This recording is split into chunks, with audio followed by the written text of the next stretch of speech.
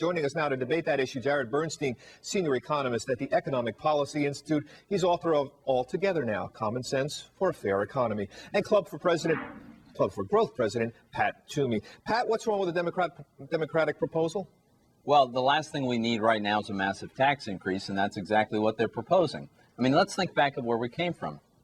Right around 2001, the president takes office.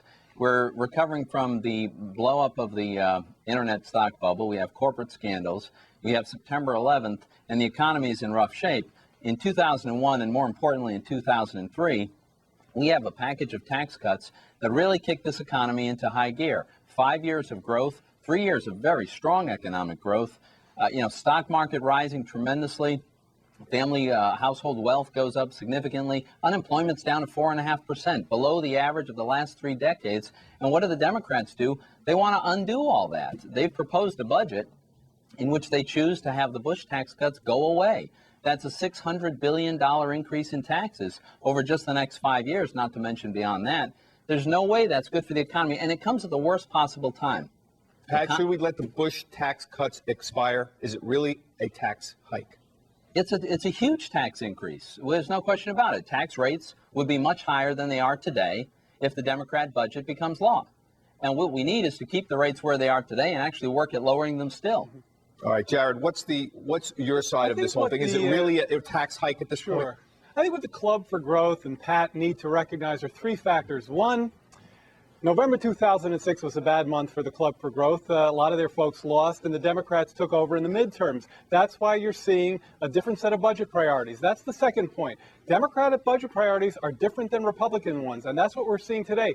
They're not going to stand for $114 billion of cuts in domestic discretionary funding, including a lot of things that are important to them and their constituents, things like child health insurance, education, environment. Those things are out the window in the Bush budget. And third, they have offsets. And if you listen to Conrad today when he talked about his budget proposal, he's proposing not that you would raise or lower taxes, but that for every tax cut you propose, and this goes for the Club for Growth or the Bush or the Republicans, that you have to tell folks how you're going to pay for it. It's honest budgeting. It's a type of an approach that I think is absolutely consistent with what we need to be doing right now. Pat, what's wrong with PAYGO? What's wrong with PAYGO? There's a couple of things here. First of all, the Club for Growth actually did very well in November of 2006, despite a lot of Republican losses. Our candidates won. But here, the fact is, Jared's right that the Democrats have very different priorities. They want higher spending and they want higher taxes. That's indisputable. They propose $18 billion in just 1 year alone, $150 billion over 5 years in extra discretionary spending. The president looks at the mandatory spending side and said we need to wring about $100 billion out of that over the next 5 years. Frankly, that's not enough, but it's a start. The Democrats want none of that. And look, I don't care how you want to try to spin it. If you say that the rates we have today should be much higher after 2010, that's a tax increase. Well, look, guys, hold on a second. Let's be very clear about this. The tax cuts were able to pass because they had the sunsets built in. Now, if you want to go back and ask for new tax cuts, go right ahead, but you have a whole set of offsets to deal with. And by the way, I testified in front of the Senate Finance Committee on the minimum wage bill, and they talked about $8 billion, not hundreds, $8 billion of tax cuts. They have been working for a month to try to offset those. It is no simple business. So the Club for Growth and all you big tax cutters out there, you've got to start thinking about tax, how you're going to offset these cuts. We got to get a quick break in. Don't go away. I got another question for both of you. Jared Bernstein and Pat Toomey are sticking around. It's a good thing they're not sitting next to each other. We're from Keeping America Great. Kudlow and Company will be right back. We're back with Jared Bernstein of the Economic Policy Institute and Pat Toomey of the Club for Growth.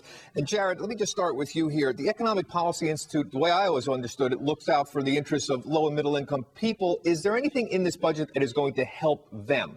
Oh, absolutely. This budget puts back funding for one of the most important and successful programs in terms of helping low-income working parents, and that's SCHIP. That's the medical insurance program for poor and near-poor families. The Bush budget cuts hundreds of thousands of SCHIP slots, and this budget puts that back. Second point, I very much disagree, and I think every academic economic study disagrees with this notion that the tax cuts had a lot to do with whatever growth we've enjoyed, or that this has been a particularly stellar growth period. If you look at the recovery in terms of employment, GDP growth, everything except productivity and unemployment, which I grant you are important, it's been an average recovery at best. On jobs, it's not been that great. And remember, Clinton raised taxes, and we had important growth. I think that all this tax and growth correlation stuff is pretty much nonsense. Well, it's not nonsense. It's not the taxes have a lot to do with how growth is distributed. Every time we've had significant marginal income tax rates cuts, we've seen the economy boomed. It happened well, under then how do you Wilson. explain It the happened Clinton under tax Ronald Reagan. increases? It happened this time. And what the Democrats are proposing is increasing income tax rates, capital gains, dividend taxes. Yeah. This is the Guys, worst possible time. That's not We got the to go, Clintonomics guys. I'm very experience. sorry. We're going to have you back. Paygo is Thank not you. going away. Thanks to Jared Bernstein and having Pat me. Toomey. Next, Jim Cramer's Mad Money, and at 7 p.m. on the Money.